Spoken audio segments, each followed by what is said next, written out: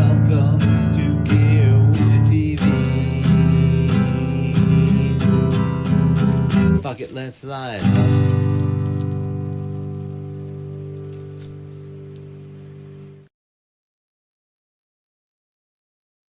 Or we could vape up. Hi, everybody. Welcome to a little thing I like to call Tuesday night, and another little thing I like to call Gear Wizard TV. We have a guest tonight. This is Loki. He is my familiar, and he insisted that this was the time to get in the lab. He knows not of schedules. He knows not of we're going live. He is a cat. We have another guest, though, as always. It's our old buddy, JD. Hello, Wizard and Loki. I got excited about a guest, and then I got more excited when I saw that that guest was Loki. It's a cat. Good. How you doing, Loki? Loki is always doing good. He has never known misfortune. He's been throwing up a lot, but that is because he insists on eating tape. Oh no. I've never seen an animal that loves tape like this little fucker does. He What kind loves of tape? any kind of tape. He likes the sticky part. Yeah, He chews on it, licks it, duct makes tape. himself sick. Duct tape, packing tape.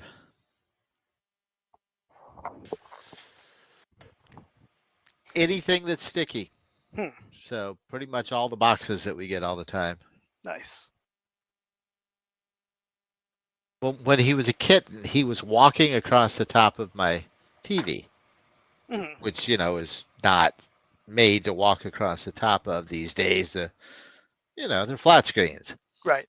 He's walking across, and I read somewhere, put double-sided tape down, and the cat won't walk on the double-sided tape. They don't like that. And you discovered that you have a cat that does like that. Oh, fuck yeah. He would get it and just lick it until it wasn't sticky anymore. Yeah. Silly little. That is super silly. Super silliest, even.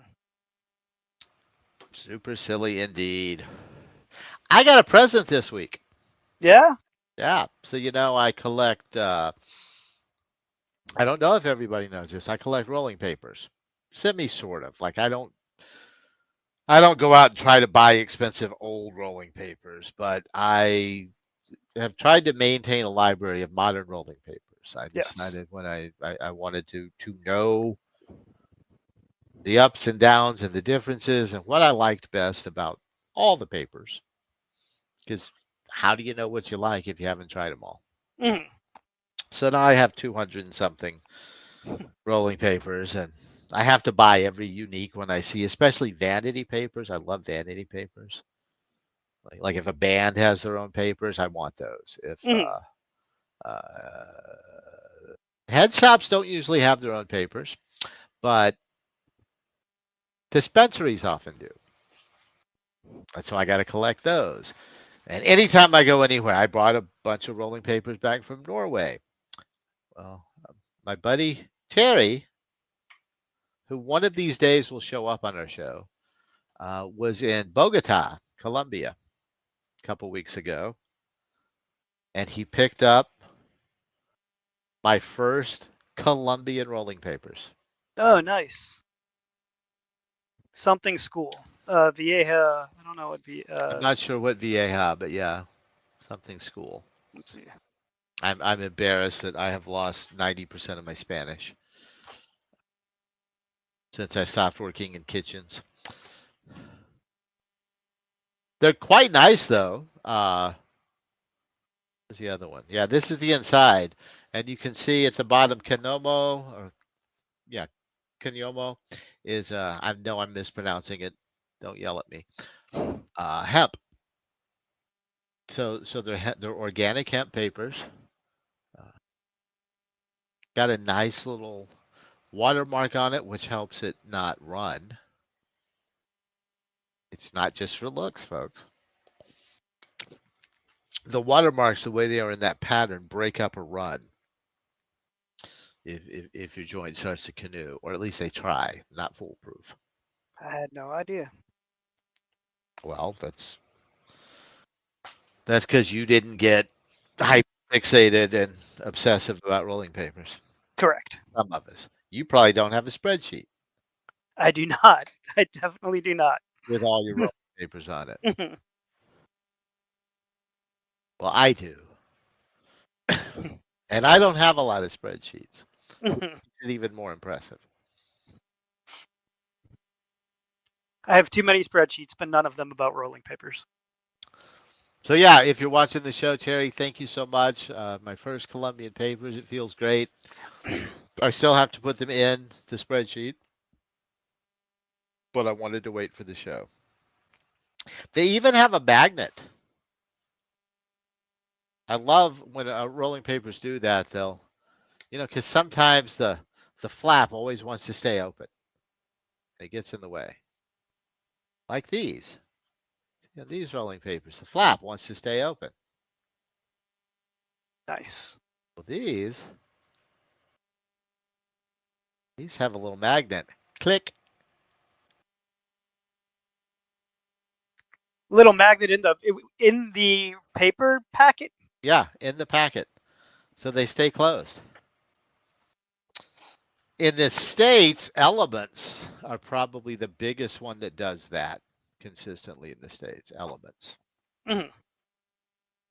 They also do the magnet thing. So And how I much also extra do you pay for a magnet in your rolling papers? not really anything extra. It's still mostly about the quality of the paper. Mm-hmm. I bought these for novelty. Raw organic hemp, flat. They're not creased. I have no use for them. Yeah. When would you use a flat paper? With a I'm rolling thinking machine? people that it might be nice for a rolling machine. Yeah. People who do the fancy art joints perhaps like it. I don't Uh, know. It's just Josh did this because he could. mhm. And that's what I love about raw papers. Josh says, nobody else has this. I will make one. You may not want it, but you But will have the somebody else might. opportunity to use Yeah. it.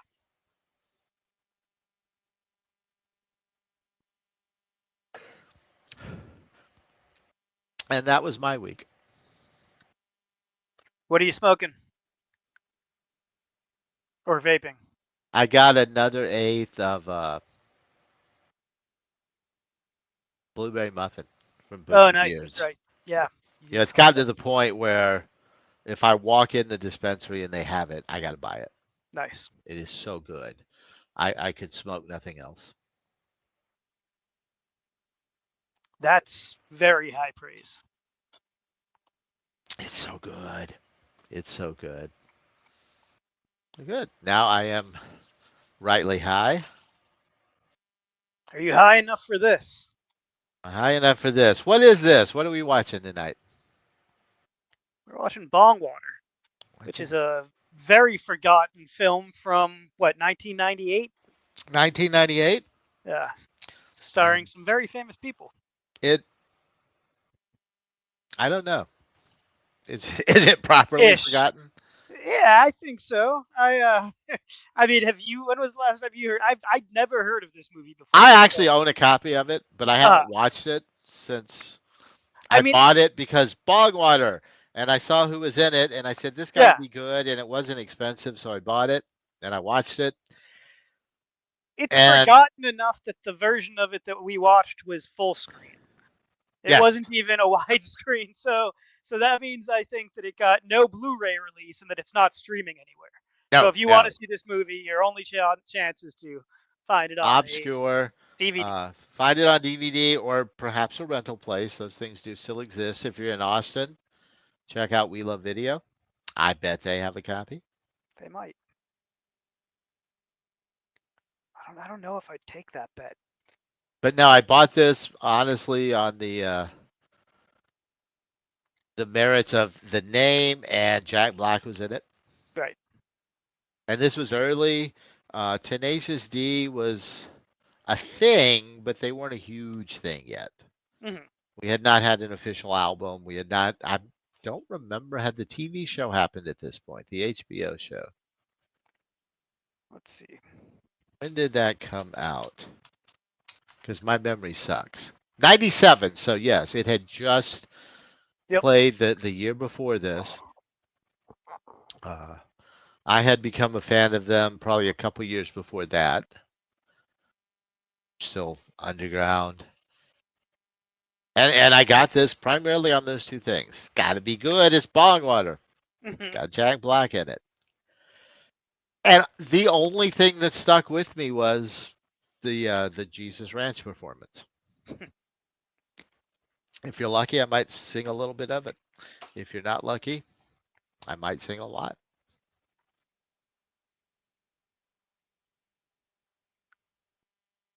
Well, let's watch Bongwater. I have so many questions, but should we wait till the end? We should wait until I think the we end. should wait. Yes. We should wait until the end. Or we could It's just my talk first during. look pictures. You probably never heard of them, and you may never hear of them again.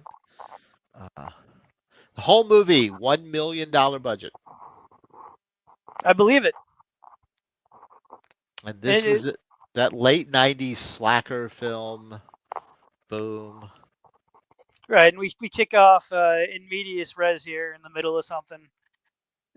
Luke Wilson is just standing outside of the house and yells like "fuck you" and gets into his car, and we watch this woman leave, and then we cut to a fire. Seems like it was cut, but the house. Yeah, there we go. Yeah, we did not get a. Oh yeah, here it is. Okay, so the house is burning down. And then for really no reason at all, there's a scene. The opening scene is in a strip club. Probably some producer's girlfriend or something is the actress who's on stage, because it just doesn't really, other than the fact that all of his art, as we'll see shortly, he is a struggling artist, and all of his art is like super pornographic, and not very good. But yeah, so there's a scene. He is at the titty bar looking at boobs while his house burns down. The score for the movie was done by Mark Mothersbaugh, who you might remember from such bands as Devo. I did not. And many other film scores, TV shows.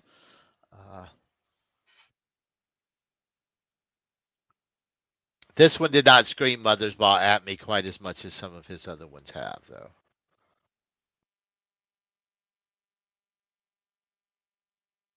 His work on Rugrats was my favorite. He did the Rugrats music? Yes, he did all of the music for Rugrats. That's a big accomplishment. And he comes home from the strip club and there finds out that his house is burned down. Yeah, and Andy Dick is there with who's the actor who plays Andy Dick's boyfriend? I recognized him. Jeremy Sisko. Yeah, there you go. He's in stuff. Yeah, he's in a lot of stuff. Always kind of a bit part. His voice, I feel like, is like very recognizable. I kept wanting him to be Jermaine from the Conchords. He was on 6 Feet Under. Okay, and he was in Clueless. He played Elton in Clueless. Those are the two big things I think that I knew. But in this role, he looks like Jermaine Clement from the Flying Conchords. A little bit, if you squint and it sideways, really threw me off the whole movie every time he was on screen. Like he just a little bit. Mm-hmm. It should be him, but it's not, and it bothered me. This is one of the least offensive I've ever seen Andy Dick be. Yeah, I was thinking the same thing. This was like he was kind of normal. ish. But they're a gay couple, which wasn't super common at all. In '98, you really only saw gay couples in super indie things like this for the most part. I think I don't remember there being a lot of mainstream gay characters, let alone couples, in most films back in '98. So kudos, little bit progressive in that in that regard. Now we've also learned right here that our friend Luke Wilson here is a pot dealer. Yeah, so we flashed back now, right? Yes. Okay, yeah. I missed the on-screen title there, but yes, 3 weeks earlier, we have flashback. He's a pot dealer. He doesn't deal nickels. So Andy Dick, so this is his regular crew that just hangs out with him while he sells pot all day and smokes his shit up. So it's Andy Dick, Andy Dick's boyfriend, who is Jeremy Sisto, and I feel like this third guy is only in this one scene. Yes, he Who is is. that? Okay. He's just in this one scene. Yeah, I'm like, I And barely friends, know let that. me tell you, if you have a weed guy and you bother him for a nickel bag, you're not a good person. Yeah, don't do that. Don't do that. Buy an eighth. Yeah. I had to really like you to sell you even a teen. I had this one guy that would come. He always wanted to, can I just get a teener, man? If it was anybody but you, I'd tell you to fuck off.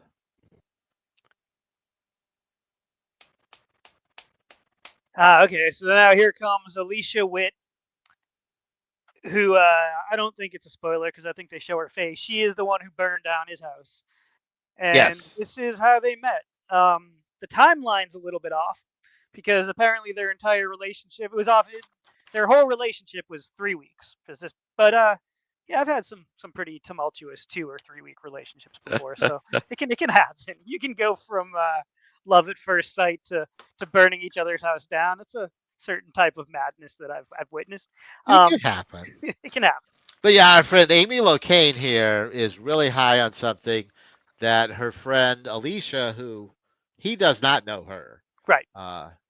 she thinks It's not weed. that Amy Locane bought the drugs from her, or from him, but all he sells is weed, so no. Right. And this is how he unfortunately meets Sarita, which is the redhead played by Alicia Witt.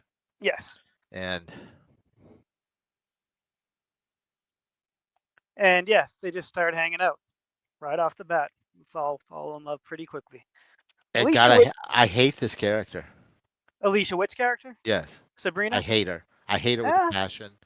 I did not like anything about her. I was like, why are you so hung up on this girl? Which I guess is because she compliments his art.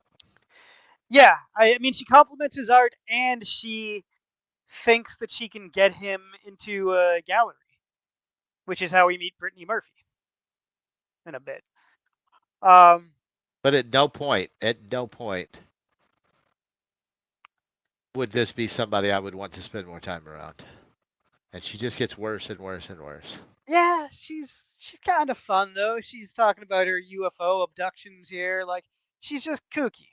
I mean, she's not great, but she's a total lunatic. She's a Gemini, and she blames her lunacy on being a Gemini. But yeah, she's looking at the UFO there because she has had extensive experience in her life with aliens. I don't need you to believe. Right. And see, the two gay friends, they know right away. She's poison. Andy Dick continuously calling her a little fire crotch. I thought was hilarious. Yeah. In that voice that only Andy Dick can effectively pull off. She's always kind of the worst, Alicia Witt. Like I feel like she just always plays sort of insufferable characters. I can't really think of a whole ton of examples right now, but I know that's kind of her vibe. And I had said earlier to you that Parker Posey must have been busy during the filming of this, because it just feels like the whole movie just feels, it's just got that late 90s independent vibe that I was not into back then. I mean, I've seen a few of them and a little enjoyed bit a of few as that well. slacker taint. Yes. Or a lot of the slacker taint. A lot of the slacker taint. Yeah. It's kind of lazily put together. And it was based on a novel. Did you know that? Yes, vaguely. Yeah. I did not research deep into that. Yeah, based on a book, and I guess the book was darker as well. It was a novel by Michael Hornberg. Pot dealer, an aspiring filmmaker in Portland. Blah, blah, blah. So I guess in the novel he's an aspiring filmmaker as opposed to an aspiring artist. Well, I don't think he's aspiring Visual artist. at all. No. He is not aspiring to anything. Well, he doesn't seem to object it when they start complimenting his art. But yeah, I mean, he's a total just. Well, yeah, if you want to do something with it, fine. But Yeah. he has no drive. He sells weed. Mm-hmm. People come to his house. He doesn't leave his house because you can't when you sell weed. You never know. Right, and somebody's coming. She wants to go on like a date with him. She wants to take him somewhere, and he's like, "I don't go out. I stay here. People just come here." And yeah, she immediately starts making comments about if we can get you off your pot thing. Bitch, no. This right here, this is a forever thing. You can take me as a pothead or you can go.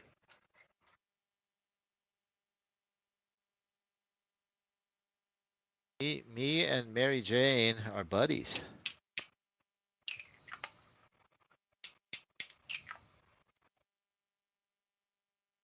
But see, not all his stuff is pornographic. Just a lot of it. Right. A lot of this isn't. Is that Johnny Cash? Yeah. I don't know who that is. I think it was Johnny Cash. You're right. So not all of his art is pornographic. I apologize. I stand corrected. He also draws just terrible other things. He's not good though, right? He's just not a good artist. But here's the thing. He's happy with his art. He likes doing his art. Right. He does it a lot. It's obviously doing something for him. Why does everybody have to turn everything into a grind? Like, can I just make my art? That's definitely an issue that's going on right now with everything.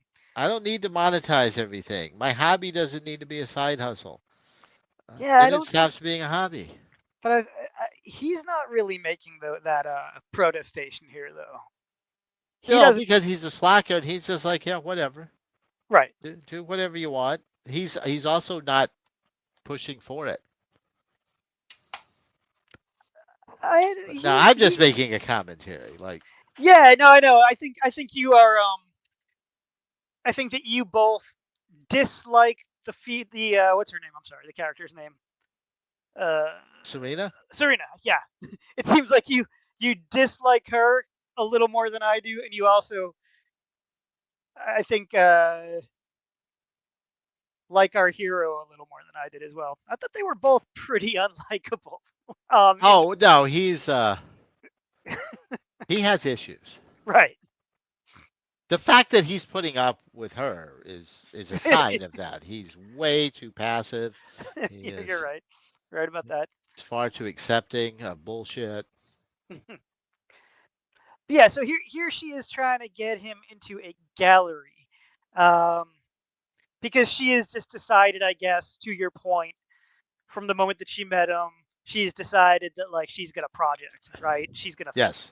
Okay. Yeah. Yeah. You are a project. You are my new project. Right. Because you can already tell this is a thing. And I'm trying to in my head now that we're rewatching this. I'm trying to go back to the '90s because the '90s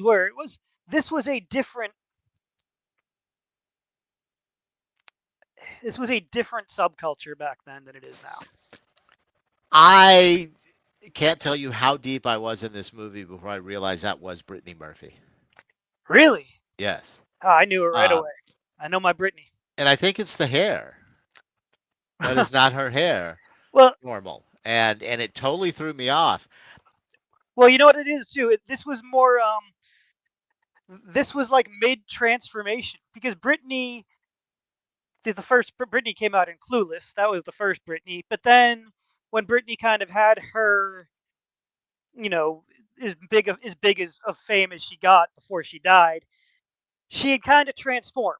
She was like she had just had a different image. And this movie was kind of like between those two. So she was halfway between uh 8 Mile Brittany Murphy. I think she was or whatever. Yeah, she was in 8 Mile. Okay, yeah, 8 Mile Brittany Murphy and Clueless Brittany Murphy. She was like halfway between those two forms. That being said, well, I'm not gonna say I loved her character. I loved her performance of I this character. because it was a lot like the Clueless performance without the New York accent. It was that same character kind of, but without like the heavy New York accent. But she So was super cute and I was bubbly. not a 14-year-old girl, so I never saw Clueless. Well, I was not a 14-year-old girl I either. know, I'm kidding. I'm I lived in teasing. the moment. I know. But no, I can't believe you never Clueless. saw Clueless. I've still never seen. That's like saying you never saw 16 Candles, which I've never seen. Really? See, I've See? seen 16 Candles a bazillion times. Yeah, I And think they're same type of. it gets harder to watch every time, though. I It is believe it. very problematic in ways that I did not appreciate 30 years ago. Like Right. things now that just make me go, ooh. Well, Ooh. in Clueless, Brittany Murphy. So now I realize you didn't really get what I was saying. In Clueless, Brittany Murphy plays a character who is very similar to this character, but she's got a thick New York accent, and she doesn't fit in, even though she's super cute and adorable in her way. She's like the ugly duckling in the school, and so the main character gives her a makeover. That's what the movie's about. And that's why you didn't recognize Brittany Murphy, because she really was like much different in appearance, as you can see in this movie. Yeah, exactly. Yeah, she had the bigger hair, rounder face. The laugh. She does this laugh through the whole movie, which is a similar laugh to what she does in Clueless. But yeah, she's fun. She's like a super fun character in this. You're right, not super likable. Like you wouldn't really want to. Not dependable. Well, right, but Fun as hell. I I want was to gonna hang say out. like you would have hooked up with her back in the day if she I would had have come been around. sorry. I would have been Right. sorry I did, but I totally Yes. would have. Yeah. Yeah. Yeah. But whereas like Alicia Witt's character, you just would have kicked her out of the house. God, no, before it got to I that point. can't. No. Right. I don't know though. There was a time in my life when I might have allowed her to drag me along, Sure. and I wouldn't have been happy about it, but I wouldn't have Well, known how to get out of it. right. I mean, I think there is a time in every man's life when they would have let almost any woman drag them around because hormones. I don't want to be with this person, but how do I stop? How do I get away? Yeah, I don't know how to I stop. don't know what to do. Yeah. See, I would buy that. I wasn't thinking I would buy that, but I was thinking, all right, that's kind of cute. Like I would totally buy that painting. Yeah. I dig it. I like the bong. Mm-hmm. It is totally a big red. That's a great name for it. Yeah.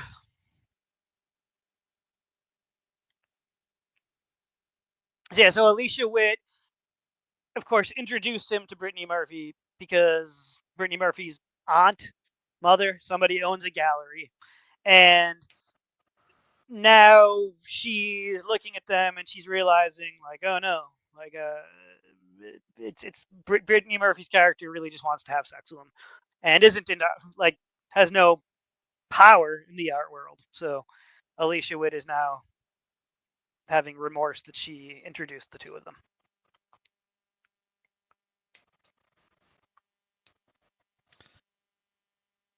And she can tell they dig each other and she's jealous.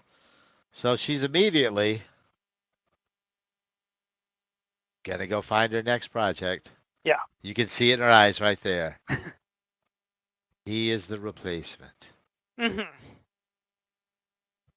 Jamie Kennedy. Pre-Jamie Kennedy experience.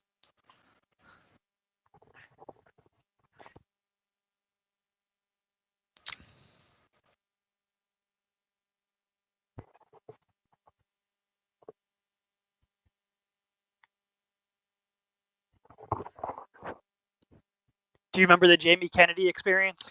Very barely. Like, it was not my thing.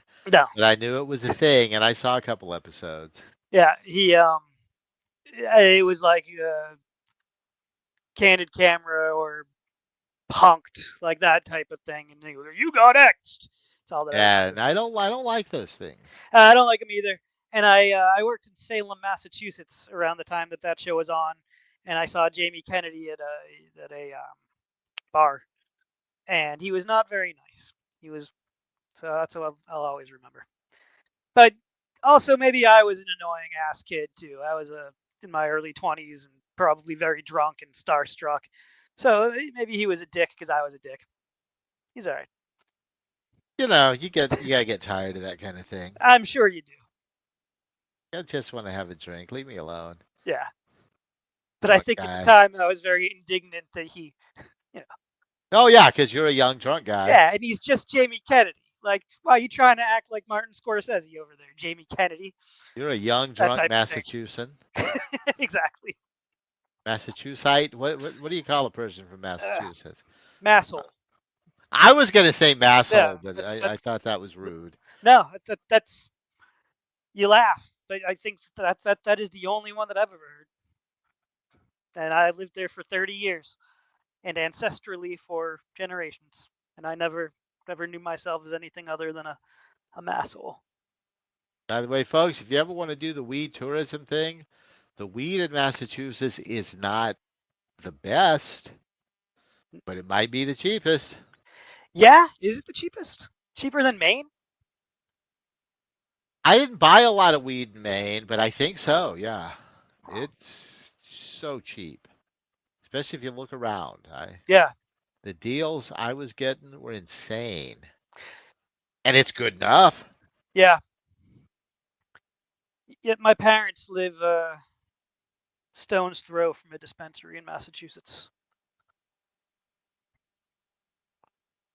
So yeah, she has found her new project. Yeah. We don't know yet, but we are about to find out that he is in fact a heroin addict.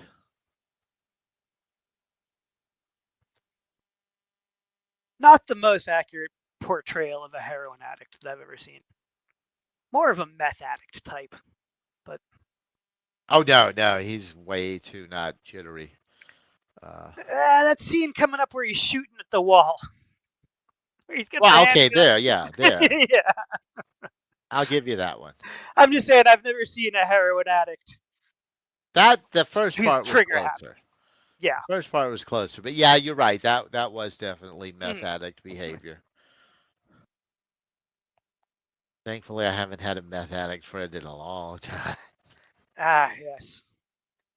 I don't know if I've ever had the pleasure of having a meth addict friend, but I have. Being from Massachusetts, in the Northeast, had my fair share of heroin addict friends.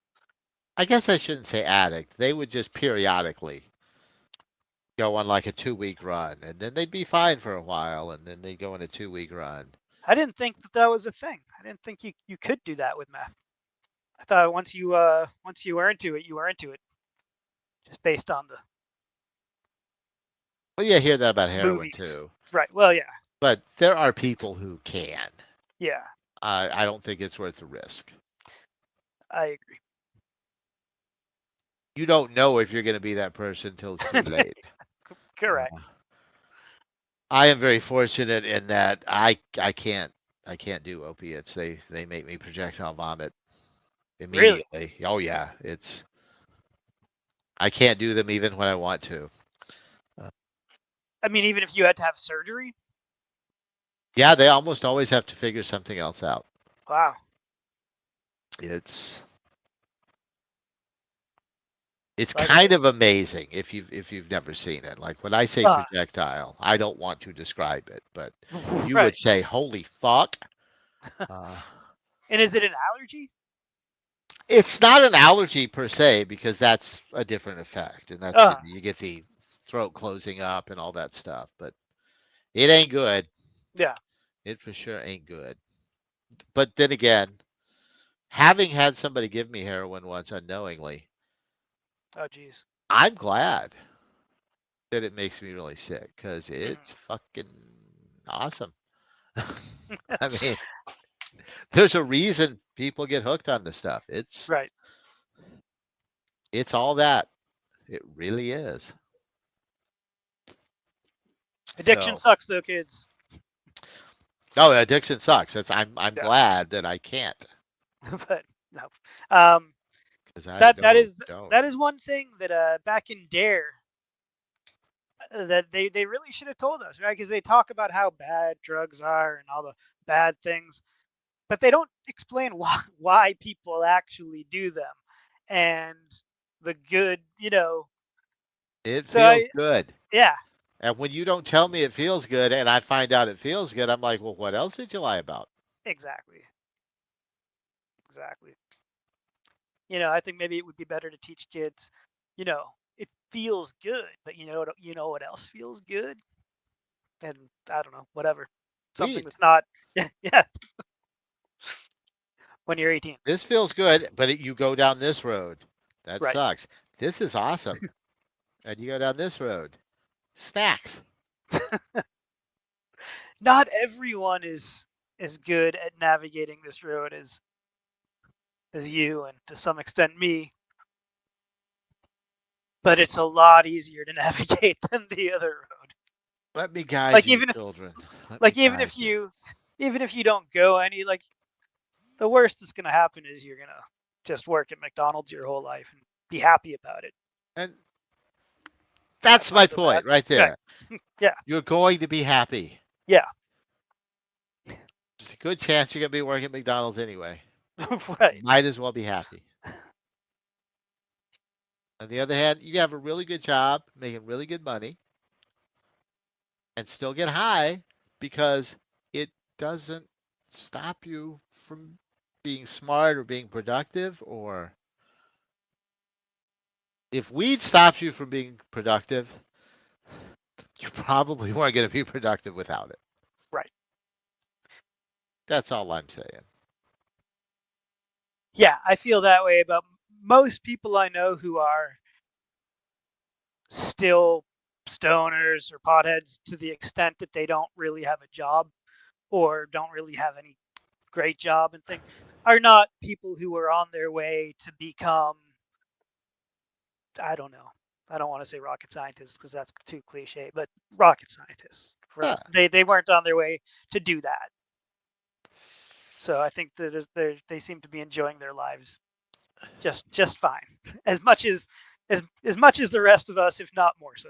See, I have a problem with the people who look down on some of those things. We need people to feed us. We need people to run the stores. That's shouldn't be a look down on job. There's nothing wrong with doing that. It's an important thing. Correct. We need that to be done.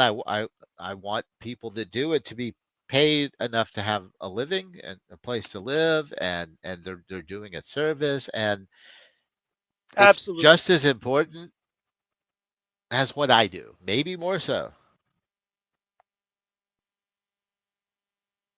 And you might as well be happy doing it. Zero arguments. And this brings us back to the present, by the way. So we wandered away. So the epic fight that they had was ultimately over what? What did she burn the house down for? He wasn't going to stop what he's doing, and she was going to run off to New York, and he was trying to say, you really shouldn't do this. He's a heroin addict. You shouldn't go. And she's like, well, I'm going to go, and fuck you. I don't know. It wasn't making a whole lot of sense. Right. But yes, concisely put, two dysfunctional people fighting over their dysfunctional bullshit. And I am high, so I'm grabbing some chicken, is what's happening.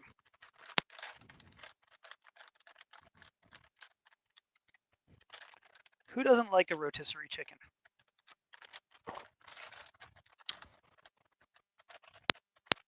But see, these guys are awesome. They're like, we'll take you home. You can come stay with us if you don't have a place to live.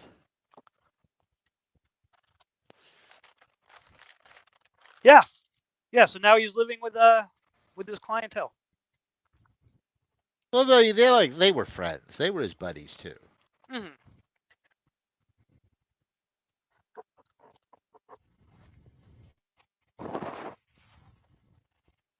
Who doesn't have a purple room? I wish I did.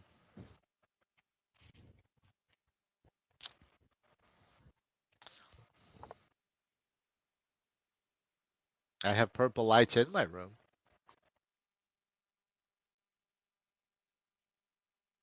What more can you ask for? Other than a whole purple room. I love the cassettes on the dashboard. I was going to mention that. That really takes me back as well. Yeah. Do you miss cassettes? Because I do sometimes. There's things I miss about cassettes. They were a huge pain. They didn't last, but yeah, they were a huge part of my life for so long. Exactly, and there's just something about the tactileness of them, like just turning the little wheels, the way that they rattled when you shook them. They were cheap and they broke and they sucked, but they were all we had for so long. Remember sitting there with the radio, finger on the record button, the song would come on, hit record. Yep. Making mixtapes on a cassette was work. Yeah, it was. That made it mean more. Burning a CD was easy. It takes thought to do it well, but you did a better job when it was that hard, I feel like. Yep. You got less shitty ones. People had more time to think about them, how they would go together thematically and musically. And cassettes were a huge improvement over 8-tracks, which totally sucked. Did your first car have an 8-track player? I put a 8-track player in my first car. Yes. And I had one in my second car for a little while, and then I made the jump to the cassette deck. Yeah, 8-tracks were still a thing.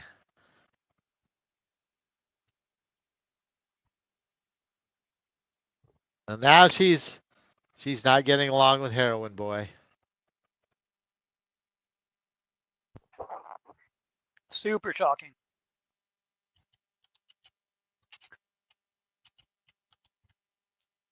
He's afraid of the snake statue.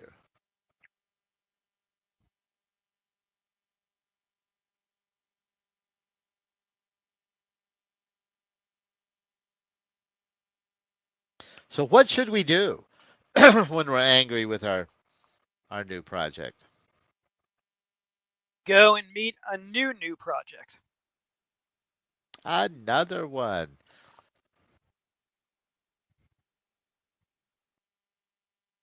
That was Luke Wilson carving Serena, right? Didn't it just cut to him real quick?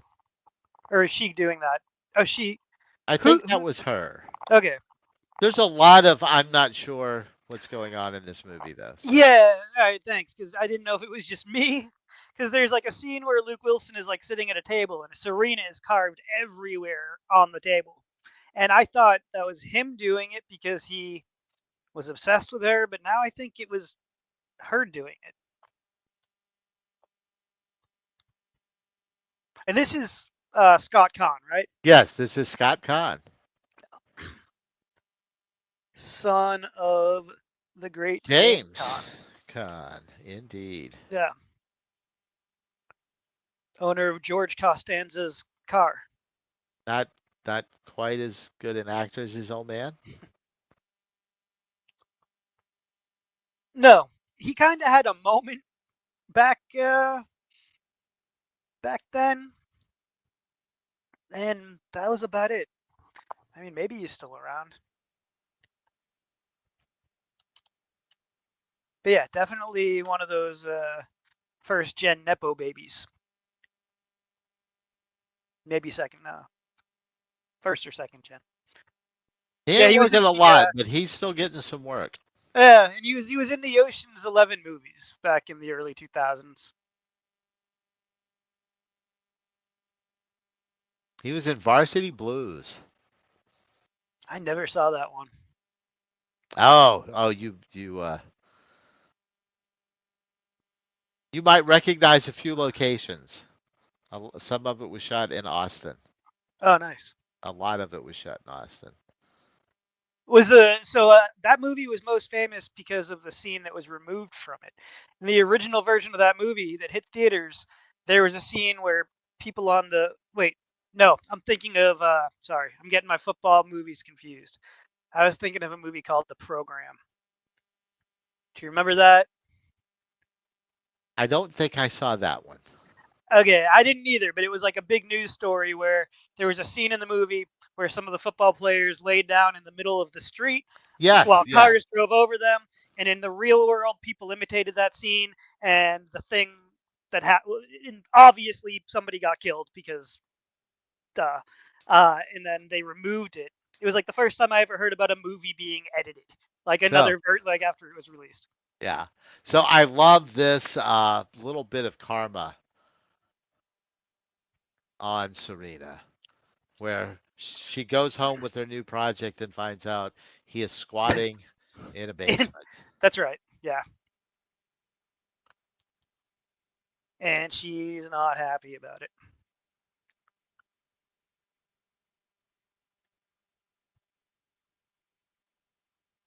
I mean, I see a resourceful guy. He's got a hustle going. He's doing all right for himself. Minimal work, maximum. Got a roof over his head. It seemed like a fairly comfy place. Now where are we? This is back at Andy Dick's house. Is that right? Yeah. Which is a mess. Yeah, and Luke Wilson's just pining.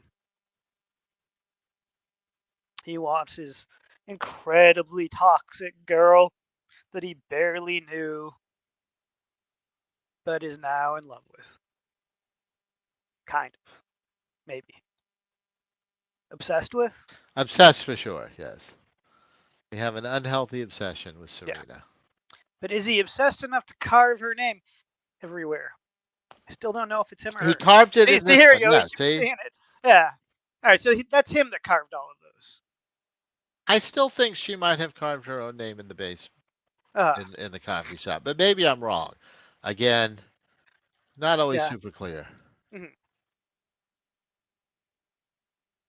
But yeah, dude has problems.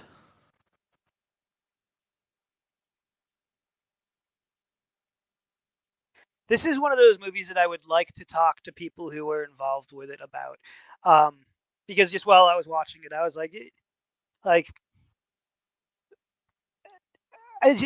I'm wondering how it came to be. Like, if this was just something that anybody ever really thought while they were producing it, like this is gonna be a big one, or if this was just more like a, hey, we're friends, let's hang out and do this little shit together for a couple of weeks thing, or what. Like, it is just such a weird movie.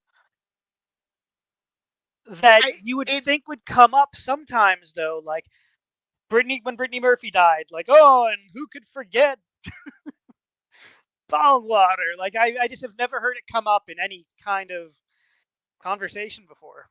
And that's the thing. It's just not. It's not that good. It's not that No. bad, though. Yeah, and maybe that's what it is. Maybe like so we remember the really good movies, of course, and we tend to remember the really, really exquisitely bad movies. But like all the movies that are just kind of in the middle there. I mean, this is like it's $1 million, which I know is a lot of money, but in movies, that's not huge. That's nothing. That's a modest little budget, which I don't even think it's that. I think even in 1998, I think $1 million was like nothing. Let's see, what did Clerks? Oh no, Clerks was made on a few credit cards. Yeah. It was like 40 Well, grand at most. what's an indie from the time that was like one step up from Clerks? I don't know. I am not the one to talk to. No. Yeah, poor girl is dejected here. Luke Wilson is hanging out. Brittany Murphy picking mushrooms. Man had any sense at all. That's at least a fun toxic relationship. Or not toxic, but it ain't going nowhere. But you're gonna have a good time. She's not gonna scar you.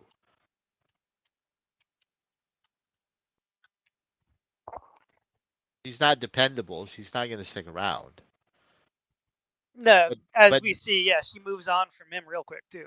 well, you know, he's not fun. She's a fun girl, and he's moping around. Carrot crotch. Right, I shouldn't laugh at that, but I do. So this movie came out the same year that Run Lola Run did, and Run Lola Run was 1.75 million. So, and also Buffalo 66 came out that year and was 1.5 million. So there you go. So yeah, it was on the cheaper end, but still there were some bigger movies for around the same budget that made a lot of splashes. Part of the problem, I think, as well, is that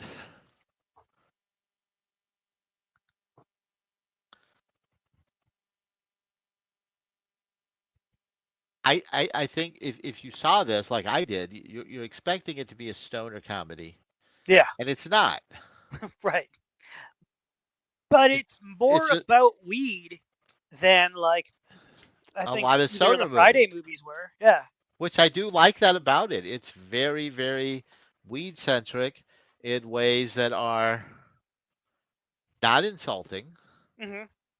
You know, caricature at times, but that's what a story's gonna. That's a good story. Caricatures. That's a thing. Yes. I don't want reality. But it's not a ha-ha funny good time movie. And it did feel very true to the time. I think that's what I was trying to put into words earlier that I couldn't come up with. Was that like, yeah, just the way that the things they were talking about, just the general vibes that they're putting off, their style, everything just really did take me back and make me remember being a slacker and a stoner in you know just a couple years younger than these guys, but during this period in time. So it felt genuine. That's what I'm getting at.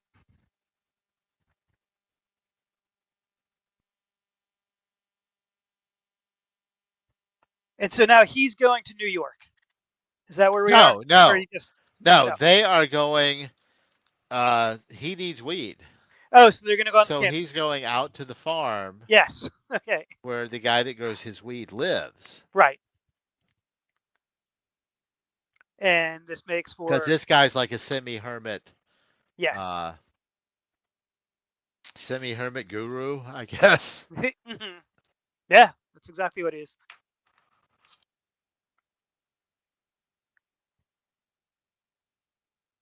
And it definitely is the best sequence in the movie. Yes, it is by far my favorite part of this movie. Yeah. No, I think I will go ahead and say it here. My main problem with this movie is that it wasn't what I wanted it to be.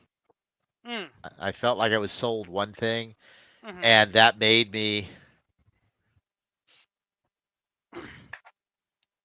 unhappy with what it was.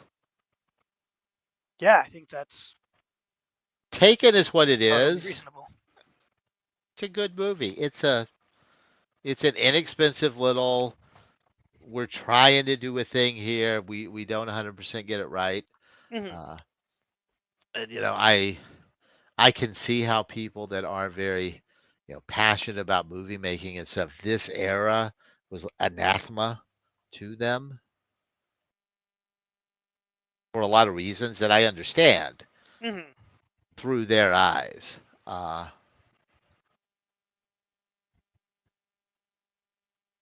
and I do have the reputation of liking more than I should. But I I think like to people find have the that. good in what people have done if it's there. Yeah. So, does that make me too forgiving? Probably. No, I don't think that you're being too forgiving for this one. I Oh, don't. At all. I think there's nothing. I think it's well acted. It's well written. It's well produced and shot for the like it is what it looks very much like what it was supposed to at the time. This is what indie films of the late 90s looked like. They just yes. all had this distinct look. This doesn't look out of place amongst those at all. Um, But no, it but totally has the stink of that era all yeah, over it. the Best part right here though, if you are an early Tenacious D fan, you dig this. If you got into Tenacious D later, this is the stuff that for various reasons they don't do at all anymore. mhm. Even when you see them live, I was the first few times I saw them after the album, basically. I was like, they stopped doing all the old stuff, and you'll never see Jesus Ranch many places beyond this. And it's always been one of my favorite Tenacious D songs. And it's one of Brittany Murphy's favorite here too because she is now moving on from Luke Wilson because she has fallen hardcore in love with good old JB. 'Cause this guy's got soul. He's a good time. Oh yeah. Luke Wilson's being a pouty bitch. And has he handed out the acid yet? No. Okay. Well, he's I'm about to hand taking a out some walk acid. in the woods, and it's nice outside. Smells of shit. Like a queen, like a go.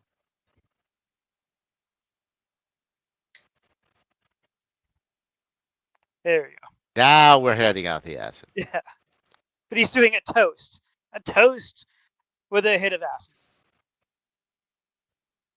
Which is a great toast. Unless you have some place to be and things to do. See, this is my thing that I've never done. Any hallucinogenics? No, just I've never done acid. Ah. I have done many a mushroom. Yeah, acid, I think a lot of people would say it's like a cleaner feel. And then a lot of people would say it's the opposite of that. It's similar but different. I am nervous about it, which makes me not want to do it because Mm-hmm. I don't want to go into something like this agitated and anxious.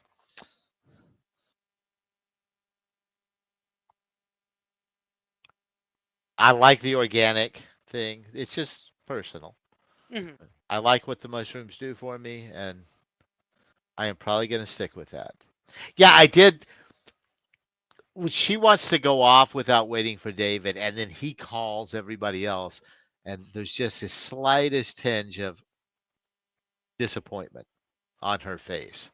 It was real subtle, and I kind of dug it. I don't know if it was supposed to be there, but I definitely saw it.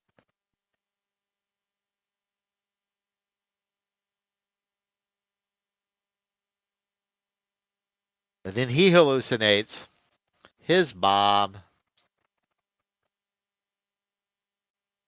Yeah, his mom, who's been dead for like 18 years.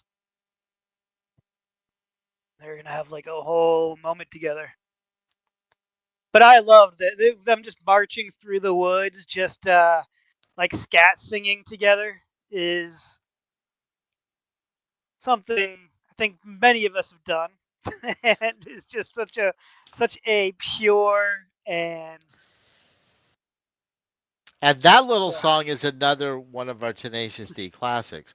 They don't bring the lyrics in, but the rum da da dum dum dum da da dum dum dum da da dum dum gow.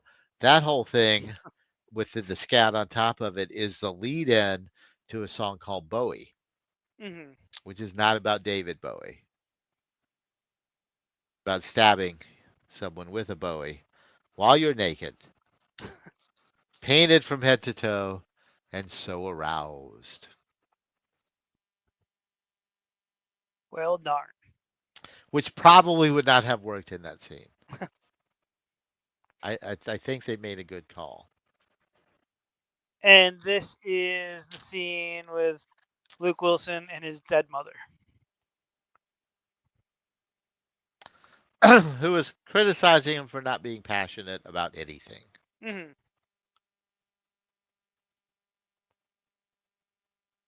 In a scene that I felt did not land in quite the way I think it should have. I wanted it to have more of a payoff than it did. Mm-hmm. This, however, totally pays off.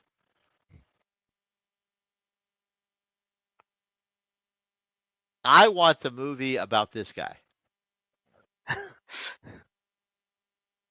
That would have been a much more fun movie. And You in should a write Jack Black non-speaking role, we and have ask for Kyle it. Gass. Kyle never says a single word. I don't think I even saw him. Oh yeah, he was right there. I would back it up if we had that technology. I'm just gonna look up what he looked like in '88. Looks like he does now without a beard. You used to be so passionate. What are you passionate about now? Okay, I see who he was.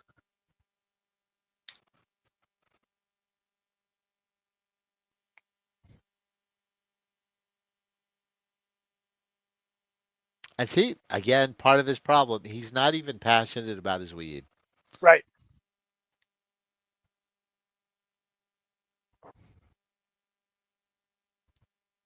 Drum da da dum dum drum da da dum dum drum da da dum dum dow. Really is fun to do.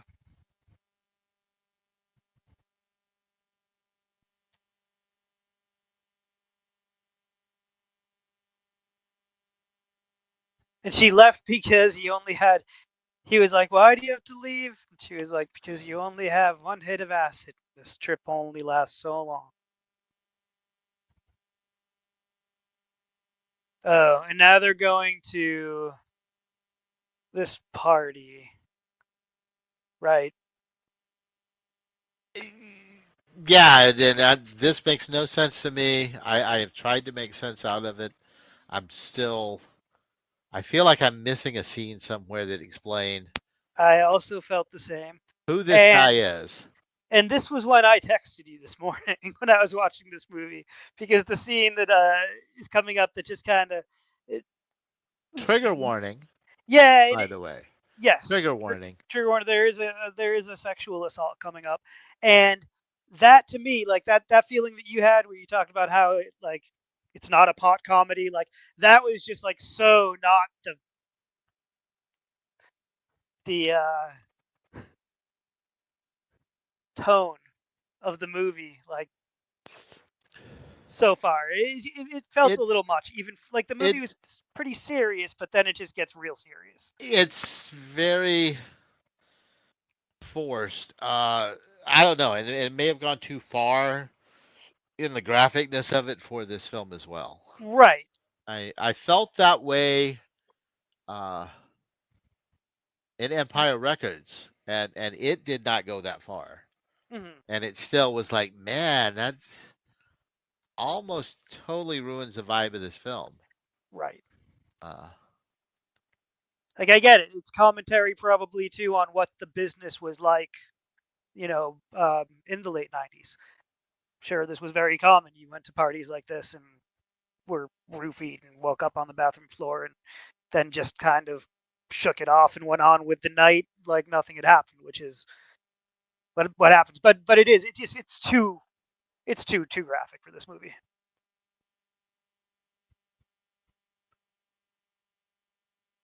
yeah, we had an emo comedy that turns into some really, really dark shit. Yeah.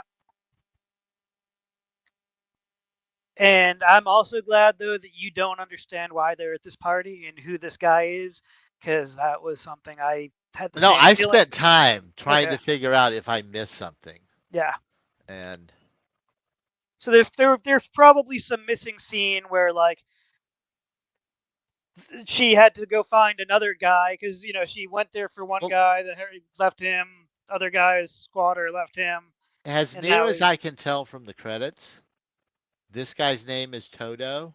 That name appears nowhere in the lines of this movie. Well, there was a band that they talked about a lot, right? Yeah, but the guy Fenton that they talk Fenton. about all the time is not in the credits. Nobody plays that dude. Okay, because that my only guess was that guy who just said his name was Toto was that he was somebody from that band that they were talking about. Fenton. Yeah, but it's his office. And it's his party. So I don't know. It doesn't make any sense. Yeah. Somebody dropped a ball somewhere. Ball but it's okay. Dropped. This shot of the sky though is so beautiful. Luke Wilson is in the hot tub while JB and Brittany Murphy are trying to get it on. And he wants to have a deep conversation. Yes. And they're basically just trying to communicate something here. Mm-hmm. Trying to communicate something, but you failed. And you failed because you're confused. And you're confused because you're lost. And you're lost because you don't know where you are. Which is actually a brilliant little line. It is.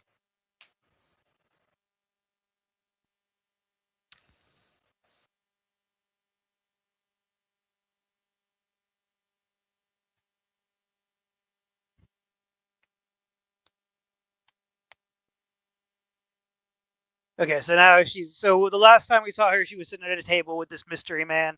He talks her into doing a little cocaine. Obviously not cocaine. It was not cocaine. Now she wakes up face down on the bathroom floor, and these are some pretty graphic flashbacks. So yeah, if you search the movie out, just be aware.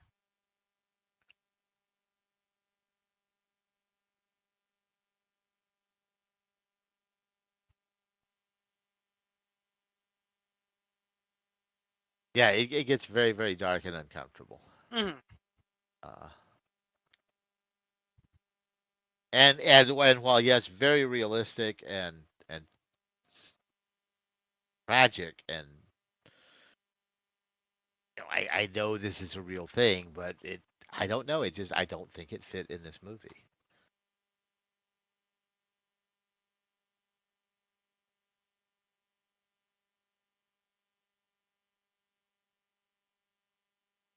I think to me the biggest takeaway from it, if there is one, is how she handles it afterwards.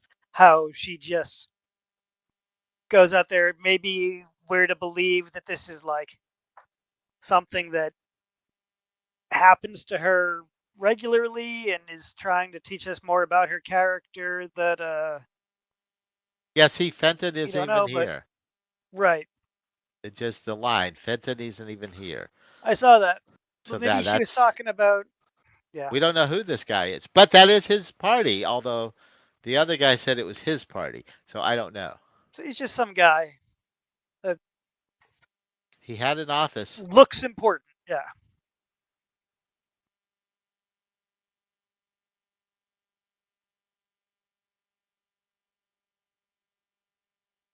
But yeah, we have this incredibly graphic, heart-wrenching, tragic thing,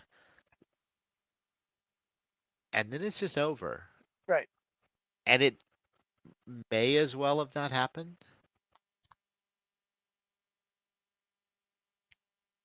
Maybe that's the commentary. I don't know.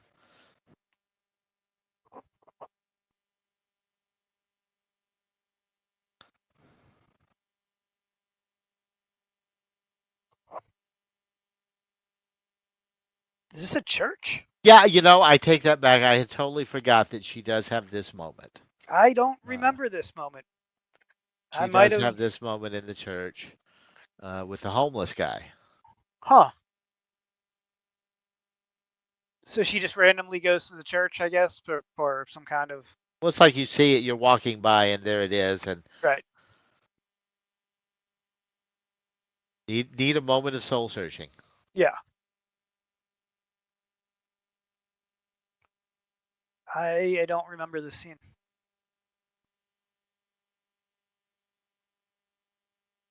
And I watched this morning. Oh, I remember this guy's face. Okay.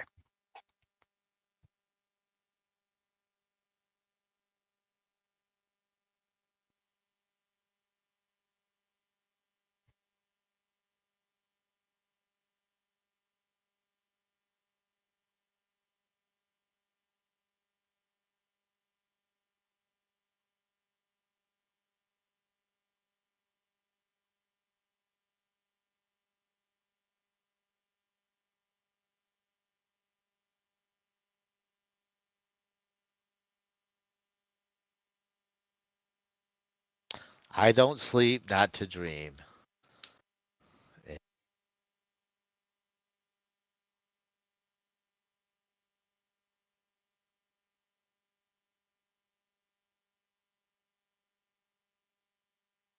I am zoning out. Very Where much. That's the problem with this movie is you hit that scene and it yeah, takes all your energy out and then it just kind of sets here. it did, didn't it? Yeah. The movie totally bombed right Yeah. there. That's that's the point of well fuck. And And and and I'm what gonna is go going back to on? Portland. Why won't you pay for me to go back? I'm gonna sponge off my friend to get a trip back to Portland. And when the friend starts having any sort of response, it's like either be my friend or don't. You will pay for me or you won't, but I'm not gonna have a speech, which I kind of get because of the place where she's at. But she Uh, also hasn't communicated any of that with anybody, so mm,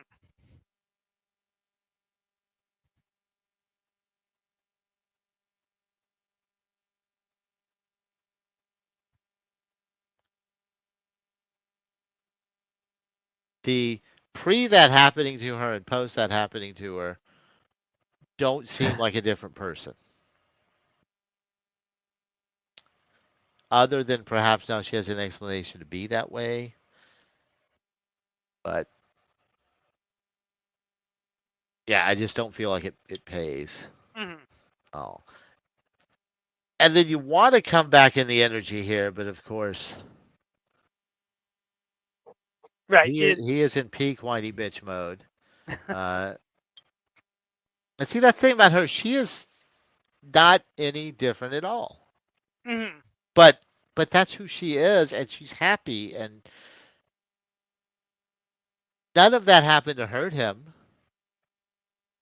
Like, to her, this is just who I am, and you know this, and it's a fun time.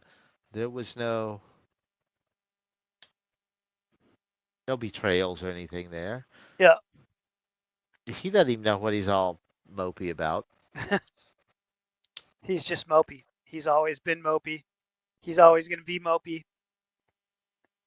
Now he's home. He walks in. They're watching gay porn, which again for 1998 I thought was kind of, it was neat that like this wasn't, there was no gay panic like done here. He just comes in. They're like, we're watching porn, and he's like, just like doesn't make a big deal of it.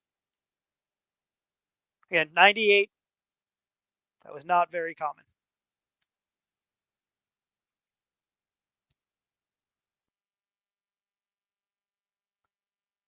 Like, hey, look, I got a big old bag of weed. Tons of beautiful looking buds. Jack Black grows some good shit. And he just sang that song again.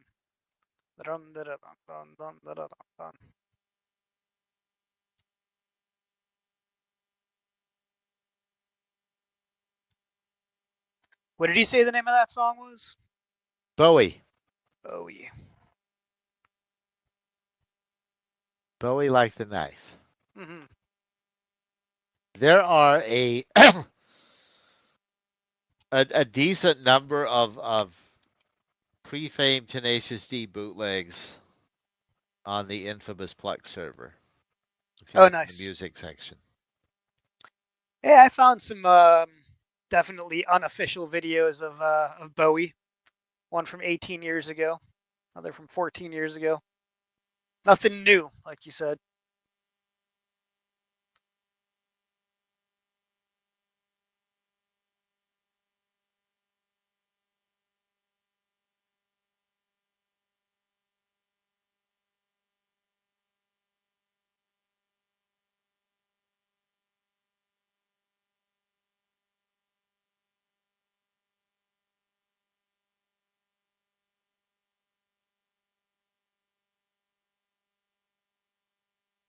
I swear, I just must have blacked out for the last 5 or 10 minutes of this movie. I remember the exact last moment. Like, I remember how it ends, but I'm not. So are they It's all back also in Portland? it made no sense that he comes home and of course Amy Locane, I can't remember her name in the movie, but Yeah. Amy Locane is there, and just out of nowhere they decide to have sex. Right. Well, maybe that was a thing that they did, like before we met them, because he had some kind of history with Amy Locane's character, and that's what introduced him to Alicia Witt's character.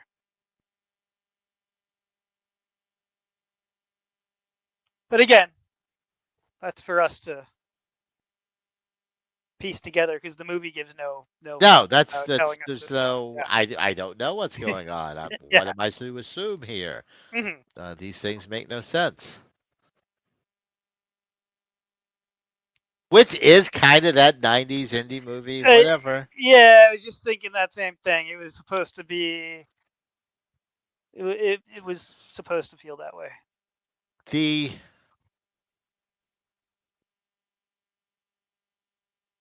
The lack of attention to storycraft almost seemed to be intentional. Mm-hmm. Like, it's just about spending time with these relatable stoner characters rather than, And just dropped into really this world exploring. like in media res, and we're not going to explain anything. We're not you figure it out or don't. Mm-hmm. We don't care. We're not going to wrap anything up because nothing gets wrapped up in life. Yeah. Or was it just we don't care enough to do that? We're just going to do the thing we want to do and fuck your conventions. I don't know. I think it could have been a little bit of both. I think maybe that real life. Yeah, I don't know where I'm going with that, except that I think it could be a little bit of both. I think. It makes one ask a question at what Whoever point? wrote this. Who decides? Is it lazy filmmaking or is it Is it art? Yeah, well, that's the flip a coin. In some alternate world, this was like the most famous of the 90s indie flicks because it just was like noticed at the right moment. Put in Well, it front of the definitely right was person. not well noticed. It Well, not does. in our world. Oh, I see what you're saying. Yeah. It has on. I went to Rotten Tomatoes, and I don't put a lot of stock. Well, we won't get into that. Mm. I don't have to explain everything. But I found it interesting. The critic score for this movie is at like 17. Critics hated this, but the people who watch this movie and bother to go to Rotten Tomatoes and say something about it, which we Mm. have to remember is a very small number of people to begin with, uh, surprisingly favorable. Not horribly or hugely, I should say, but like in the 60s, Mm-hmm. 60, 70%. Yeah, it says it was the popcorn meter, as it's now called, is 66% with 2,500 plus ratings. So that's not. I've seen movies that have fewer than 100 ratings, on here, and the 17% from critics it says was only 6 reviews. So yeah, that means one of the 6. Oh, but I can tell you, this is the Right. kind of thing critics are going to shit over all day long, Oh yeah. for valid reasons. Mm. When you're looking at it through a specific filter, for sure. Uh,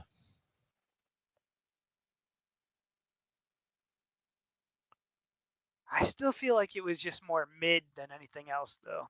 Like, yeah, it was. yeah.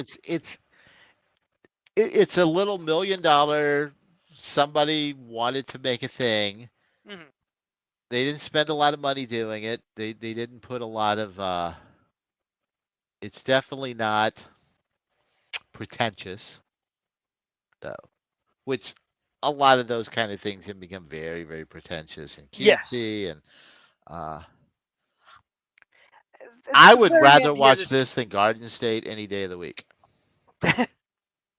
I had not seen Garden State in however many years it's been since Right, it first came exactly. out, but yeah, that movie made a big splash for nothing. I don't know why.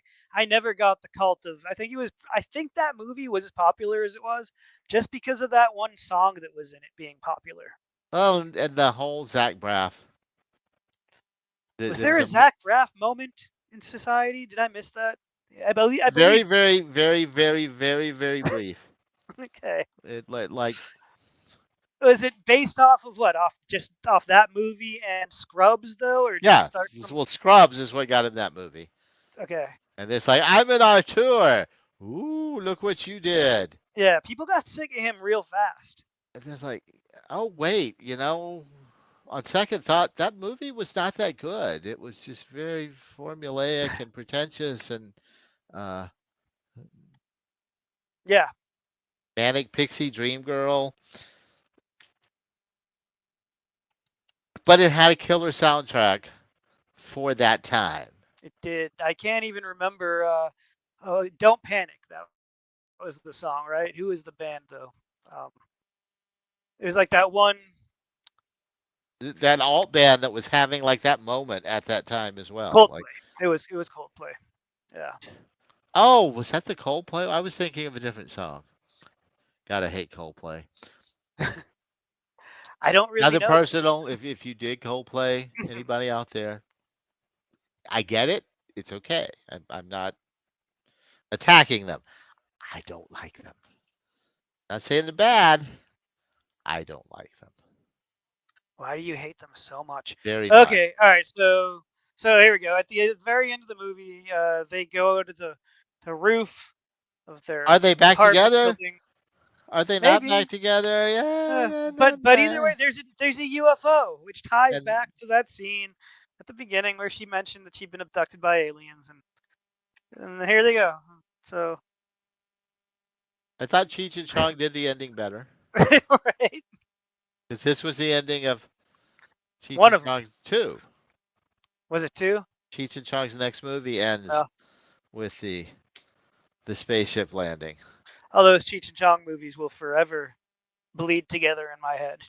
But they both have cops. They both have cops. Yeah. At the end as well. And that was Bongwater.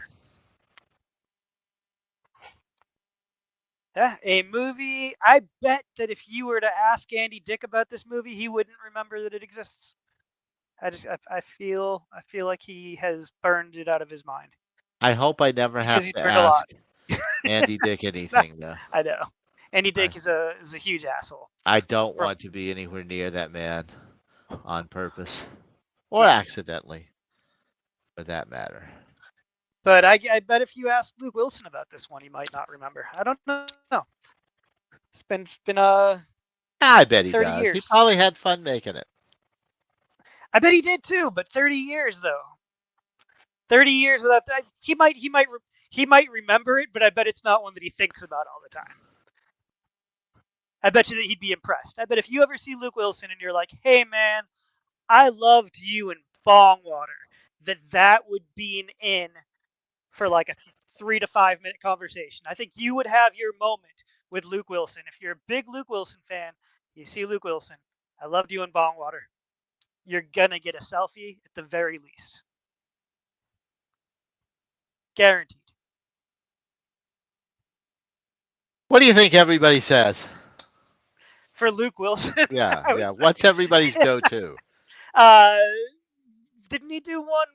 See, I'm not gonna. I mean, okay. The only movie I know for sure that he was in right now is Royal Tenenbaums. So I guess that would be my Luke Wilson one. Because every other Luke Wilson movie I'm thinking of, I'm wondering if it's Owen. Did he shine in that one though? I don't know if I've ever seen him shine. See, if it wasn't Bongwater, I know what my go-to would be.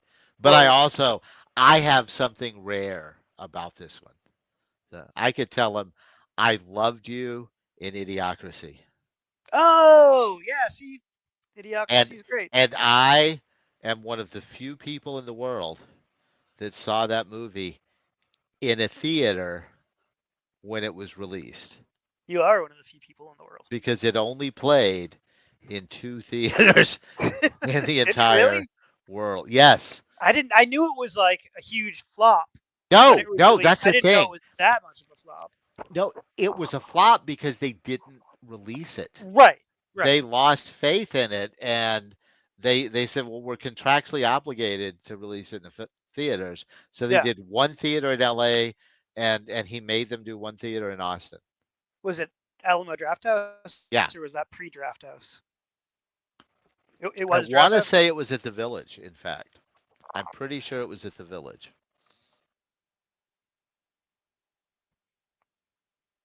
But yeah, we were there opening weekend. Nice. And I fucking loved it. And I still do. I don't know why they lost faith in it, because it's brilliant. It is brilliant. It was ahead of its time, as is. It was brilliant then. Yeah. That movie should have been released in theaters for no reason than Terry Crews alone. Right. President Macho Camacho. Macho Camacho, thank you.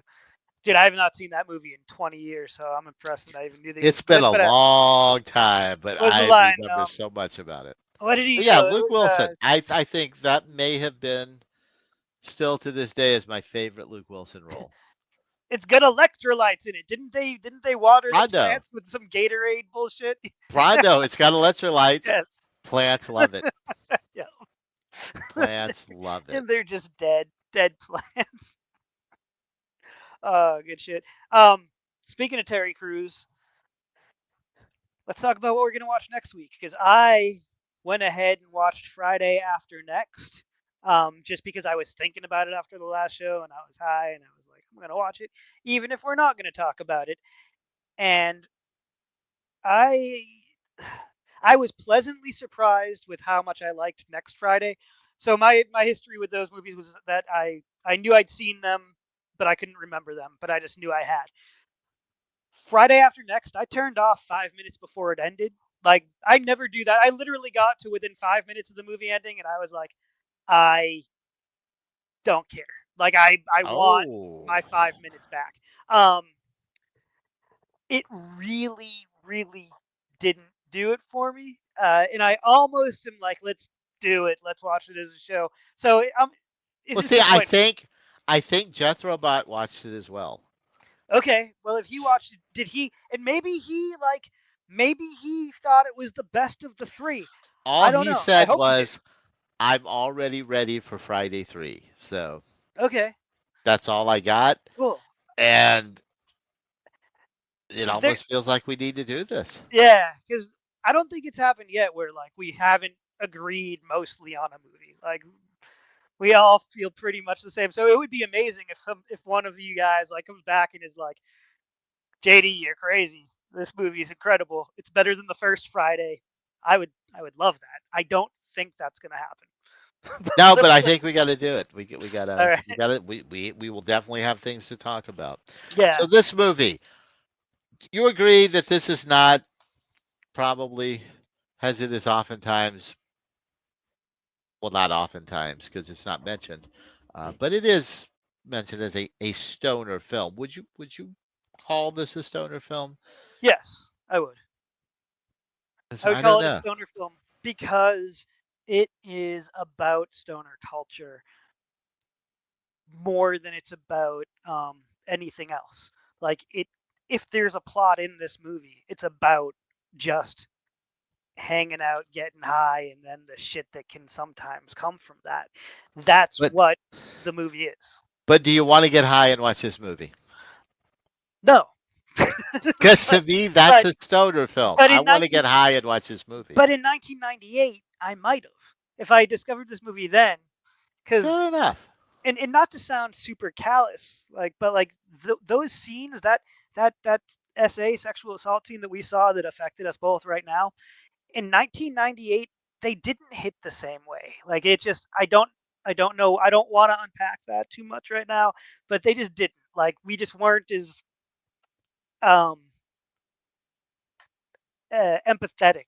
Empathetic was going Yeah, to be the word. Yeah. we just weren't as empathetic to it back then. So I don't think that it would have ruined the moment to the extent that it ruins it like now. I think that it might have been one of those things where like maybe we awkwardly look away and kind of forget that it's there or something, but like I don't think it would have been like hit the way that it hits now.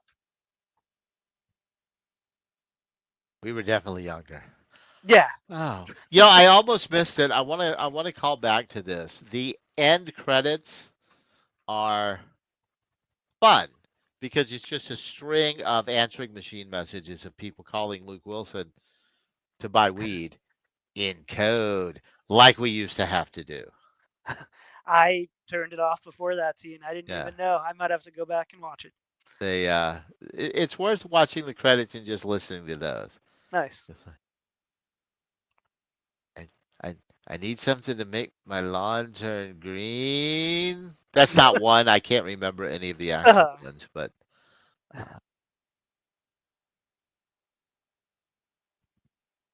you know, a camera with a half-inch lens.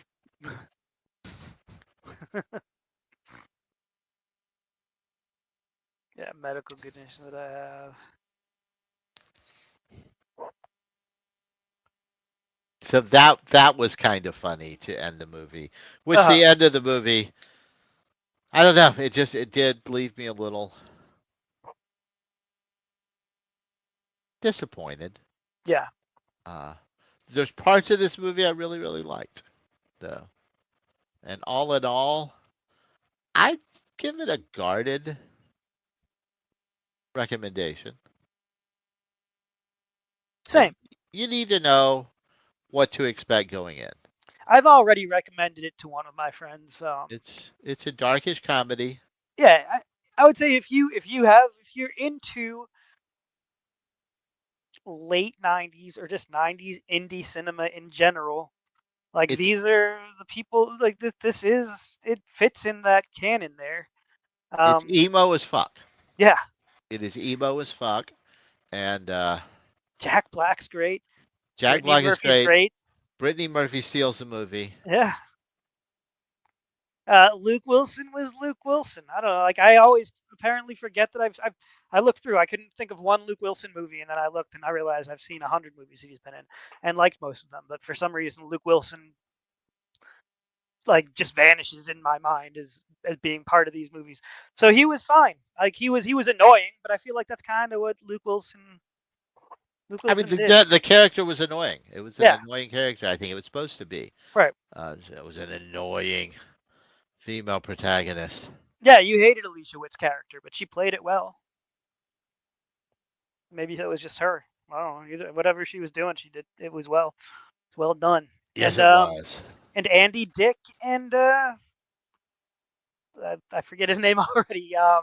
Jeremy Sisko. Jeremy Sisto. Andy Dick and Jeremy Sisto are charming. Who was in one of the Law and Order shows. I don't know which one, but you might know him from such things as Law and Order. Or Clueless. One of the Law and Orders. There's way too many. I can't keep them all straight. He was in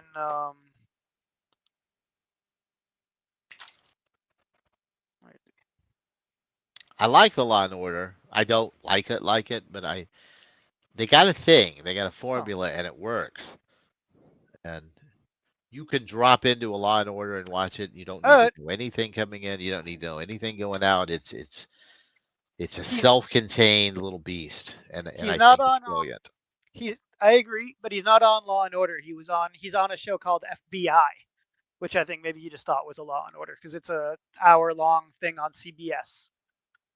It's Law and Order. Right. Exactly. He plays Jubal Valentine, an assistant special agent in charge. Jubal. Mm-hmm. I like the name Jubal. That's a good name. He doesn't look nearly Amish enough to be called Jubal. I was trying to figure out what kind of name that might be, and I'm pretty sure it's Amish. Yeah. Or perhaps Mennonite.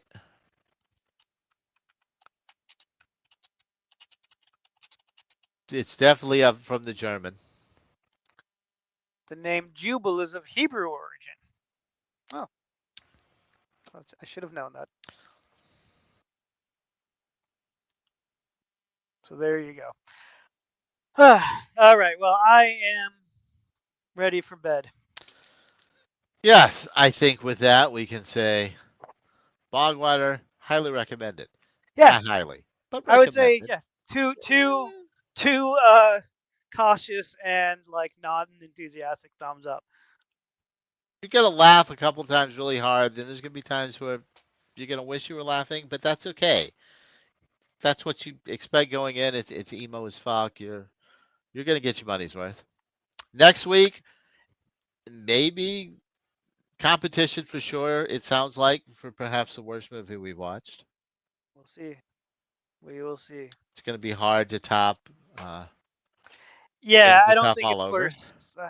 Yeah, I don't know. I don't think it's worse than that. But I don't know. I like everything. Right. Maybe like I said, maybe you'll love it. So we'll find out. Maybe I'll love it. We'll find out next week. And this is our Bongwater episode, so don't forget to change yours. Boom. There you go. Can I tell you once again how nasty that shit is? Change Bongwater. Closing song.